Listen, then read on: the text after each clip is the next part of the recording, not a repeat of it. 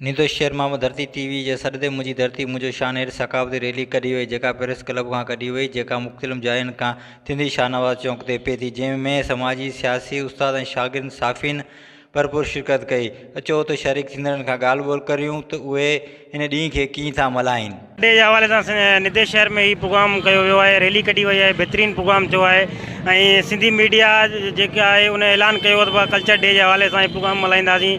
छो त हींअर हिन वक़्त में सिंध ॾाढी ॾुखनि में हुई, ताज़ो जेको सो बोर्ड वारी सूरत हाल हुई, उन खां पोइ वरी हीउ मेलो मचाइण हीउ तमामु बहितरीनु प्रोग्राम आहे ऐं असां जस था ॾियूं सिंधी मीडिया खे जे हीउ प्रोग्राम रखायो ऐं हिते जे सभिनी साफ़ियुनि दोस्तनि जा शुक्रगुज़ार आहियूं। सिंधी टोपी ऐं अजरक असांजी हज़ार साल क़दीम सकाफ़त आहे, जंहिंजे करे असीं दुनिया में सुञाता वञूं था ऐं हीअ सिंधी टोपी अजरक जो ॾियारो असां मल्हाए इहो साबित करणु असीं सिंधी हिकु मुतहद क़ौम आहियूं। असीं सदाईं पंहिंजी सकाफ़त खे ज़िंदा रखण जे लाइ मच कचहरियूं ऐं सिंधी टोपी अजरक सां उन जी सुञाणप दुनिया में कराईंदा रहंदासीं। असीं सलाम पेश करियूं था धरती चैनल वारनि खे, जंहिं अॼु ही 4 तारीख़ ते निर्देश शहर में सकाफ़ती रैली जो प्रेस क्लब जे तरफ़ां इंतज़ाम कयो वियो। असां सिंधी हुजण ते असांखे फ़ख़्रु आहे, असीं सिंधी आहियूं। मूंखे यादि आहे त जॾहिं ऐवान सदर में हिकु सिंधी ते सिंधी टोपी ते आङर खजी त अॼु उहा सिंधी टोपी पूरी सिंध में ईद जो ॾींहुं हो, सकाफ़ती ॾींहुं हो, जेको असां जोश जज़्बे सां ख़ुशी सां मल्हायो आहे।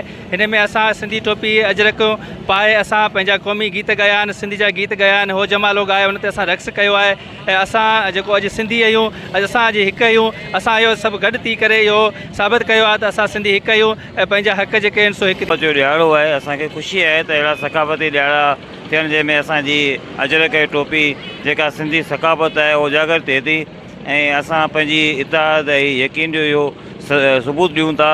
तमामु ख़ुशी सुठी ॻाल्हि आहे। इहे रैलियूं ऐं मोहबत जा मेड़ा का थियणु घुरिजनि। जीअं अॼु बि हिते टंडो निर्दोष शहर में हिकु अज़ीम शान रैली थी ऐं असां तमामु इंतिहाई थोराइता आहियूं धरती टीवी जा, जंहिं वॾी कोशिशि करे हिते पाण पहिरीं महिनत सां असां सां साथ ॾिनो।